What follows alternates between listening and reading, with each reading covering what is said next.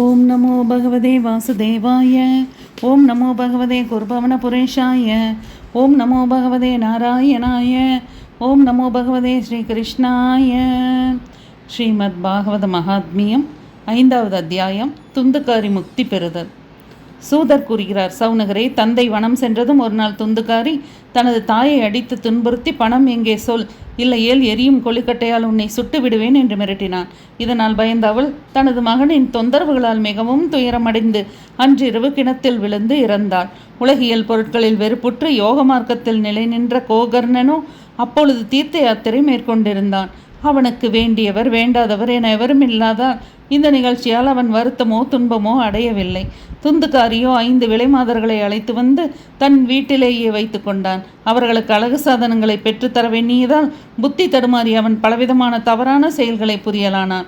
ஒரு நாள் அந்த தீய மங்கையர் தங்களுக்கு பல வகையான நகைகள் வேண்டுமென அவனை கட்டாயப்படுத்தினர்.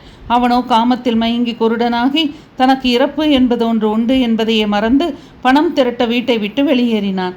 இங்கும் அங்கும் திரிந்த அவன் நிறைய பொருளையும் துணிமணிகளையும் நகைகளையும் கொள்ளையிட்டு வந்து அவர்களுக்கு தந்தான். அவன் அவ்வாறு திருடி வந்து தமக்கு ஏராளமான பொருள்களை அளித்தது கண்ட விலைமாதர்கள், இவனோ தினமும் திருடுகிறான், என்றாவது ஒரு நாள் அரசனிடம் அகப்பட்டு கொள்வான். அரசன் அவன் திருடிய பொருட்களை எல்லாம் பிடுங்கிக் கொண்டு இவனுக்கு மரண தண்டனை அளிப்பான். ஆகவே இப்பொழுதே நாம் அவைகளையெல்லாம் பத்திரமாக பதுக்கி வைத்து கொண்டு இவனை கொன்றுவிட்டு எங்கேயாவது ஓடிவிட்டால் என்ன என்று இரவோடு இரவாக தங்களுக்குள் ஆலோசனை செய்தனர். இவ்வாறு ஆலோசனை செய்த அவர்கள் இரவில் தூங்கிக் கொண்டிருந்த துந்துக்காரியை கயிறுகளால் கட்டி அமுக்கி கழுத்தில் சுருக்கிட்டு கொள்ள முயற்சித்தனர். ஆனால் அவன் உடனே இரவாதது கண்டு கவலையுற்றனர். பிணம் எரியும் கொல்லிக்கட்டைகளை அவன் முகத்தில் இருந்தனர். அத்தீயின் வெம்மையால் முகம் கருகி வெந்து மிகவும் துன்புற்று இறந்தான். அவனது உடலை ஒரு குழியிலிட்டு மூடினர். அந்தோ பெரும்பாலும் பெண்கள் சாகசத்தில் வல்லவர்கள்தானே. இவர்களது இந்த செயலை எவரும் கண்டில அறிந்தில. மறுநாள் துந்துக்காரி பற்றி கேட்டவர்களுக்கெல்லாம், எங்கள் காதலர் பணத்தாசையால் இப்போது வேறு நாடு சென்றிருக்கிறார், இந்த வருடத்திற்குள் திரும்பி வந்து விடுவார் என்று பதிலளித்தனர். அறிவுடையோர் தீய மாதர்களிடம் என்றுமே நம்பிக்கை வைக்கக்கூடாது. அவ்வாறு நம்பிக்கை கொள்ளும் அறிவிலே என்றுமே துன்பத்தில் சிக்கி தவிப்பான். அவர்களது பேச்சு காமுகர்களின் மனதில் அமுதம் போன்று பாய்ந்து காமச்சுவையை வளர்க்கும். ஆனால் அவர்களது இதயமோ கூர்மையான கத்தி போன்றிருக்கும். இவர்களுக்கு பிரியமானவர்கள் தான் யார்? அதாவது இவர்களிடம் யார் அன்பு கொள்வர்? விலைமாதர்களான அவர்கள் துந்துக்காரியின் அனைத்து சொத்துக்களையும் கவர்ந்து கொண்டு எங்கேயோ சென்று விட்டனர். அவர்களுக்குத்தான் கணவன் என்று குறிப்பிட்ட ஒருவன் தான் உண்டா? துந்துக்காரி தன் தீச்செயல்களால் பயங்கரமான பிரேத நிலையை அடைந்தான். தினமும் வெம்மை குளிர் என்று பாராமல் காற்றுருவில் பசி தாகத்துடன் 10 திக்குகளிலும் அலைந்து திரிந்தான். பசி தாகத்தினால் பீடிக்கப்பட்ட அவன் தெய்வமே தெய்வமே என்று கதறி அழுத வண்ணம் எங்கும் சுற்றி அலைந்தும் தான் தங்குவதற்கென்று ஓரிடமும் பெற்றான் இல்லை. கொஞ்ச நாளில் துந்துகாரி இறந்ததுவற்ற செய்தியை கோகர்ணன் மக்கள் கூற கேட்டறிந்தான். அனாதையாக அவன் இறந்தது கண்ட கோகர்ணன் அவனுக்கு கயை என்கிற புண்ணிய சேத்திரத்தில் நீத்தார்க்கடனான சிராத்தம் முதலியானவற்றை முறைப்படி செய்தான். மேலும் தான் செல்லும் புண்ணிய சேத்திரங்களிலெல்லாம் அவனுக்கு சிராத்தமும் தர்ப்பணமும் செய்தான். இவ்வாறு தீர்த்த யாத்திரை மேற்கொண்ட கோகர்ணன் ஒரு நாள் தன் ஊர் திரும்பினான். இரவில் யாரும் அறியாதவாறு தன் வீட்டு திண்ணையில் படுத்துறங்க வந்தான். தன் உறவினான கோகர்ணன் இவ்வாறு படத்துறங்குவது கண்ட துந்துகாரி நடு இரவில் தனது பயங்கரமான பெருத்த உருவத்துடன் அவன் எதிரில் தோன்றினான். சில சமயம் ஆடு போலவும், மற்றொரு சமயம் யானை போலவும், எருமை போலவும், வேறொரு சமயம் இந்திரன் அக்னி போலவும், பின் மனித உருவிலும் வந்து தோன்றினான். இவ்வாறு விபரீதமான உருவில் தோன்றியதை கண்ட கோகர்ணன், இவன் ஏதோ தூக்கு போன்ற தவறான வழியில் துர்மரணத்தை அடைந்தவன் போல் இருக்கிறது என்று எண்ணி தைரியத்துடன் கேட்கலானான். கோகர்ணன் கேட்கிறான், அப்பா, நீ யார்? இரவு நேரத்தில் ஏன் இவ்வாறு பயங்கரமான ரூபத்தை காட்டுகிறாய்? இந்நிலை உனக்கு எவ்வாறு உண்டாயிற்று? நீ என்ன பிரேதமா, பிசாசா அல்லது அரக்கனா? சற்றே கூறுவாய். சூதர் கூறுகிறார். இவ்வாறு கோகர்ணன் கேட்கவே அவன் பதில் கூற இயலாது தேம்பி தேம்பி அழலானான். பேச்சு திறனற்று ஜாடையால் உணர்த்தலானான்.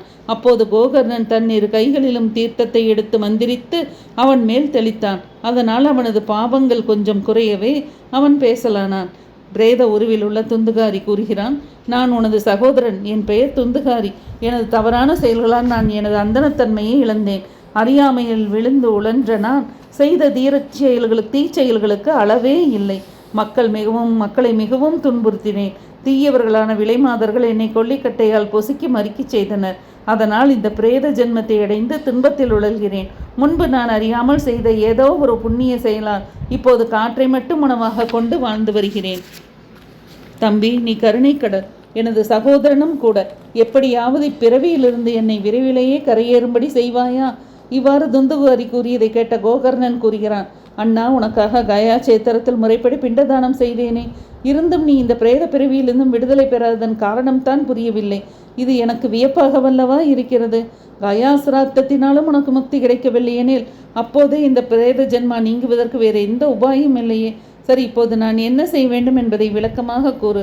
பிரேதனான துந்துகாரி கூறுகிறான், 100 கயா சிராத்தம் செய்தாலும் எனக்கு இந்த பிரேத ஜென்மாவிலிருந்து விடுதலை கிடைக்காது. இதற்கு வேறு ஏதாவது உபாயம் உண்டா என அமைதியாக சிந்தனை செய். இவ்வாறு பிரேத உருவில் உள்ள துந்துகாரி கூறியதை கேட்டு வியந்த கோகர்ணன் கூறலான, 100 கயா சிராத்தங்களாலும் உனக்கு இந்த பிரேத ஜென்மாவிலிருந்து விடுதலை கிடைக்காதெனில் அப்பொழுது உனக்கு விடுதலை என்பது முயற்கொம்புதான்.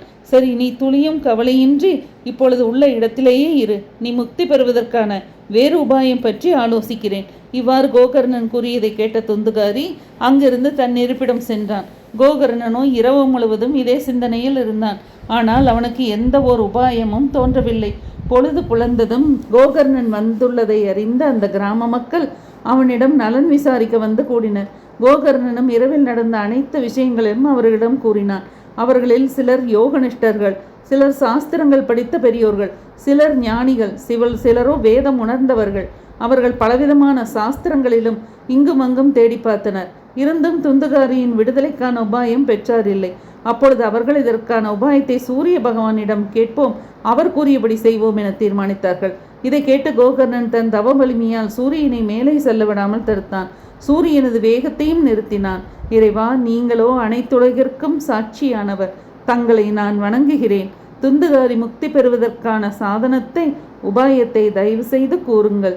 தங்களுக்கு திரும்ப திரும்ப வணக்கம் என்று கோகர்ணன் வேண்டி துதிக்கவே சூரிய பகவான் விளக்கமாக கூறலானார். ஸ்ரீமத் பாகவதத்தை 7 நாட்கள் படிப்பதனாலேயாவது இவன் முக்தி பெற வாய்ப்புண்டு.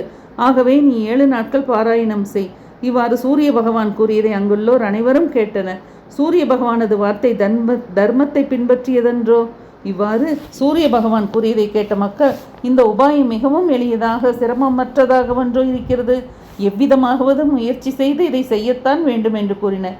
ஆகவே கோகர்ணனும் ஸ்ரீமத் பாகவதத்தை 7 நாட்கள் பாராயணம் செய்வது என்கிற விதிமுறையில் தயார் செய்யலானான். ஸ்ரீமத் பாகவதத்தை கேட்பதற்கு பல தேசங்களிலிருந்தும் பல கிராமங்களிலிருந்தும் மக்கள் வெள்ளமென வந்து திரண்டனர். அதில் சிலர் நொண்டிகள், சிலர் குருடர்கள், சிலர் கிழவர்கள், பலர் அறிவிரிகள். இருந்தும் தங்கள் பாவங்களை கழுவிக்கொள்ள அங்கு வந்து கூடினர். தேவர்களும் மீக்கும் வண்ணம் இருந்தது மக்கள் கூட்டம். கோகர்ணன் ஸ்ரீ வியாசபீடத்தில் வந்து ஸ்ரீமத் பாகவதத்தை படிக்க ஆரம்பிக்கவே துந்துகாரியான அந்த பிரேதமும் கேட்க ஆவலுடன் அங்கு வந்து சேர்ந்தது. தான் உட்கார்ந்து கேட்க இங்குமங்குமாக இடத்தை தேடியது.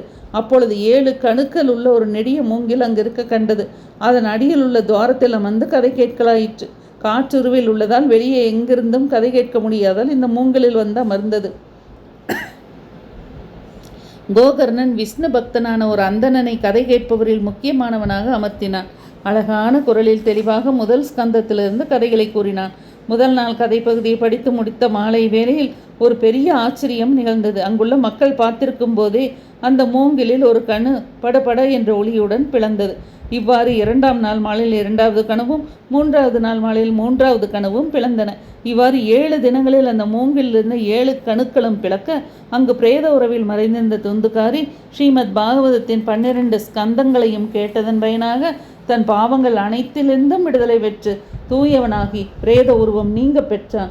கார்மேகம் போன்ற நீல திருமேனி, மறையிலே பீதாம்பரத்துடன், கழுத்திலே துளசி மாலைகள் தொங்க, காதுகளில் மகர குண்டலங்கள் ஒளிர, தலையில் நவரத்தின கிரீடம் விளங்க தெய்வத் திருமேனியுடன் அனைவரெதிரிலும் வந்து தோன்றினான். தனது தம்பியான கோகர்ணனை வணங்கி, தம்பி, உனது அருளால் பிரேத ஜீவனாக பட்ட துன்பங்களெல்லாம் நீங்க பெற்றேன்.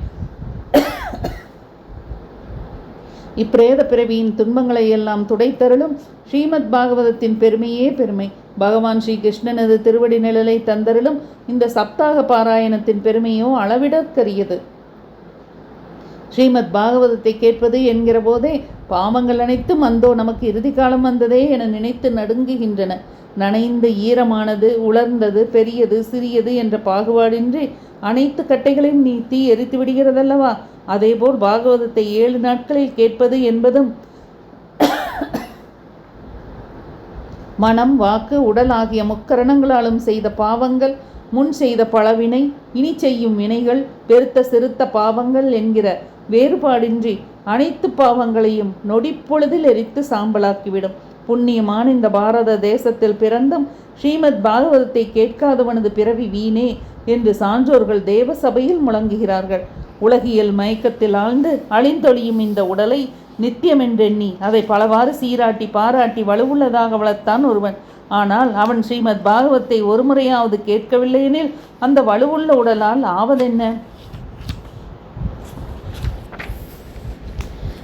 இச்சரீரத்தை தாங்கி நிற்கும் தூண்கள் எலும்புகளே. நரம்புகளால் இழுத்து கட்டப்பட்டு மாமிசமும் உதிரமும் அடைக்கப்பட்டு தோளால் வெளியே மூடப்பட்டுள்ளது. அது துர்நாற்றமுடையது.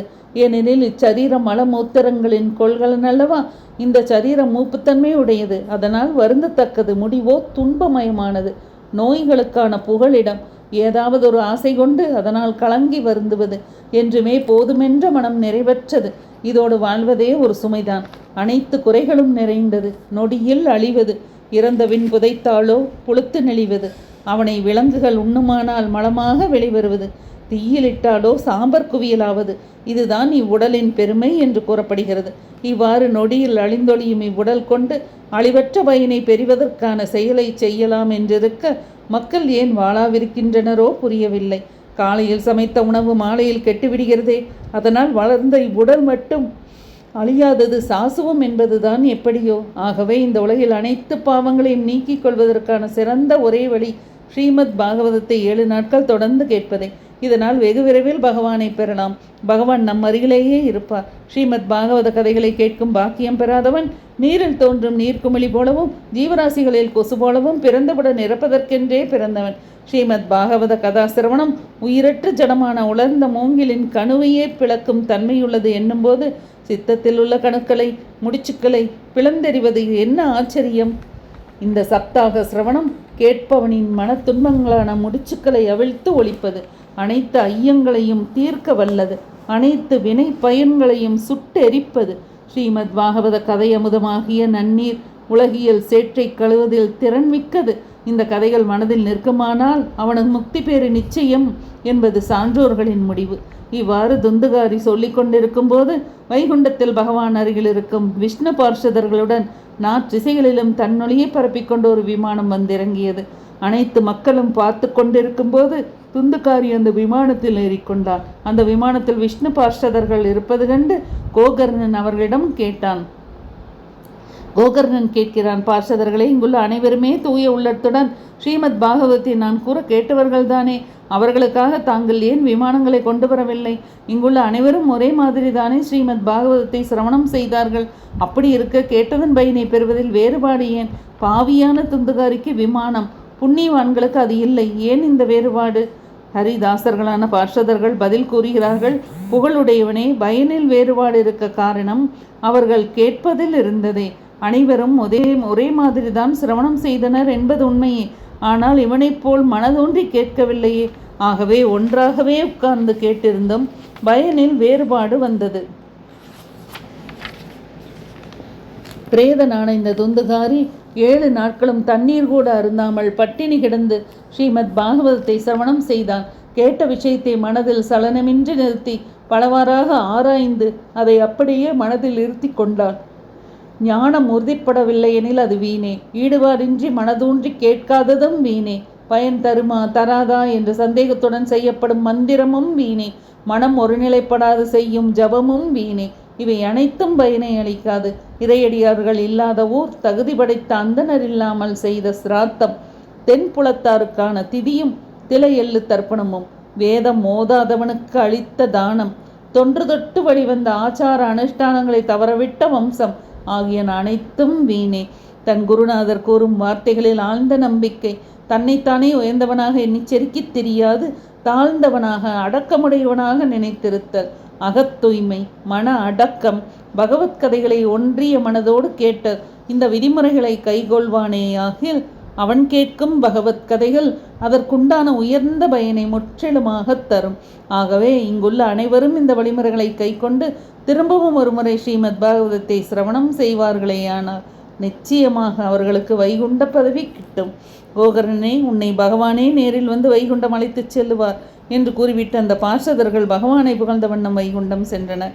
சிரவண மாதத்தில் கோகர்ணன் திரும்பவும் சப்தாக விதிப்படி ஸ்ரீமத் பாகவதத்தை பாராயணம் செய்து கதைகளை கூறினார். முந்தைய சப்தாகத்தில் கேட்ட அனைவரும் திரும்பவும் மன ஈடுபாடுடன் அந்த கதைகளை இப்போதும் கேட்டார்கள். நாரதரே, இந்த சப்தாக சிரவணத்தின் முடிவில் நடந்த ஆச்சரியமான நிகழ்ச்சியை கேளுங்கள். பக்தர்கள் நிரம்பி வழியும் விமானத்துடன் பகவான் அங்கு வந்து தோன்றினார். ஜெய ஜெய, போற்றி போற்றி, நமஸ்காரம், வணக்கம் என்ற ஒளிகள் நாற்றிசைகளிலிருந்தும் எழுந்தன. மகிழ்ச்சி அடைந்த பகவான் பாஞ்சஜன்யமான தன் சங்கை முழக்கினார். கோகர்ணனை மார்புறத் தழுவிக்கொண்டு தன்னை போலாக்கினார். சாருபிய பாவத்தை கொடுத்தார். கதாச்சிரவணம் செய்த அனைவரையும் நீலமேக திருமணி அறையில் பீதாம்பரம், தலையில் நவரத்தின கிரீடம், காதுகளில் மகர குண்டலங்கள் உடையவர்களாக தன்னை போல் ஆக்கினார். நாய் முதல் சண்டாளர்கள் வரையில் அந்த கிராமத்தில் இருந்த அனைத்து ஜீவர்களும் கோகர்ணனின் தயவால் விமானங்களில் ஏறிக்கொண்டனர். அவர்கள் யோகிகள் சென்றடையும் ஸ்ரீ வைகுண்ட லோகத்தை அடைந்தனர். பக்தர்களுக்கு எளியவரான பகவான் ஸ்ரீமத் பாகவத கதாசிரவணத்தால் மனமகிழ்ந்து கோகர்ணனையும் தன்னுடன் அழைத்து கொண்டு கோபர்கள் விருங்கும் கோலோகம் சென்றார். பகவான் ஸ்ரீ ராமச்சந்திரமூர்த்தி தன் அவதார காரியம் முடிந்து வைகுண்டம் எழுந்தருளும் வேளையில் அயோத்தியில் வாழும் சராச்சரம் அனைத்தையும் தன்னுடன் ஸ்ரீ வைகுண்டத்திற்கு அழைத்துச் சென்றார். அதேபோல் பகவான் ஸ்ரீ கிருஷ்ணனும் அங்குள்ள அனைவரையும் இப்பொழுது யோகிகளாலும் அடைதற்கரிதான கோலோகம் ஸ்ரீ வைகுண்டம் அடைத்து சென்றார். சூரியனோ சந்திரனோ சித்த புருஷர்களோ கூட செல்ல முடியாத அந்த கோலோகத்தை ஸ்ரீமத் பாகவதத்தை கேட்டதால் அவர்கள் அடைந்தார்கள். நாரதரே, 7 நாட்கள் கேட்பது என்ற விதிமுறைப்படி ஸ்ரீமத் பாகவதத்தை கேட்பதால் கிடைக்கும் ஒளிமயமான பெரும்பயனை பற்றி நாங்கள் எப்படி சொல்வதோ புரியவில்லை.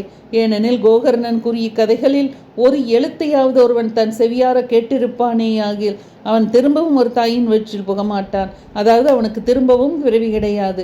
காற்றையோ நீரையோ உலர்ந்த சருகுகளையோ மட்டுமுண்டு உடல் இழைக்க வெகுகாலம் தடுந்தவும் இயற்றுவதாலோ கர்மயோகம், ஞான யோகம், பக்தி யோகம் என்கிற யோகங்களாலோ அடைய முடியாத எந்த பகவத் பிராப்தி உண்டோ அதை இந்த சப்தாக சிரவண யஜ்ஞத்தால் எளிதிலே அடையலாம். மிகவும் பாவனமான இந்த இதிகாசத்தை சித்திரகூடத்தில் வசிக்கும் முனிவரான சாண்டில்ய மாமுனிவர் பிரம்மானந்தத்தில் மூழ்கியவராக நித்தமும் படித்து கொண்டே இருக்கிறார். பரம பாவனமான இந்த கதைகளை ஒருமுறை கேட்டாலும் போதும், அது நமது பாவக்குவியல்களை நீராக்கிவிடும். சிராத்தம் முதலிய பித்திர தினங்களில் இதை பாராயணம் செய்வதால் நமது மூதாதையர்கள் மனமகிழ்கிறார்கள். தினமும் பாராயணம் செய்பவன் மண்ணுலகில் மீண்டும் பிறக்க மாட்டான், அவன் முக்தி பெறுவான். ஓம் நமோ பகவதே வாசுதேவாய. ஓம் நமோ பகவதே குருபவனபுரேஷாய. ஓம் நமோ பகவதே நாராயணாய. ஓம் நமோ பகவதே ஸ்ரீகிருஷ்ணாய. ஸ்ரீமத் பாகவத மகாத்மியத்தில் 5வது அத்தியாயம் முற்றிற்று.